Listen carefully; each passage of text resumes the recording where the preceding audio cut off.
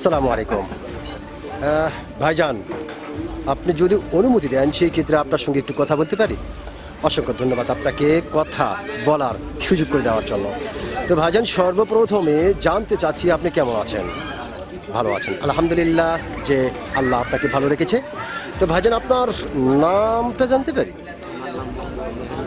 মোহাম্মদ মেহেরুল ইসলাম, চমৎকার একটি নাম আপনার। এবং আপনার নাম শুনে এবং আপনাকে সামনাসামনি দেখে যেটা বোঝা যাচ্ছে, আপনি অত্যন্ত একজন সাহসী মানুষ, এটা কিন্তু আপনাকে দেখেই বোঝা যাচ্ছে। তো ভাইজান, আপনি কি ভোটার হয়েছেন? কোন দেশের? বাংলাদেশের ভোটার আপনি হয়েছেন, আপনাকে অসংখ্য ধন্যবাদ। তো ভাইজান, যেহেতু আপনি বাংলাদেশের প্রচণ্ড একটি সাহসী মানুষ এবং বাংলাদেশের ভোটার, বাংলাদেশের নাগরিক, সেই ক্ষেত্রে একটি বিষয় আপনার কাছ থেকে জানতে চাই। বিষয়টি হলো, এইবার বাংলাদেশের সরকার কে হতে পারে? বাংলাদেশ সরকার কি হবে শোনা যাচ্ছে খালেদা।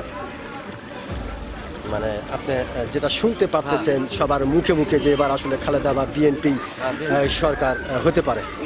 অসংখ্য ধন্যবাদ আপনাকে।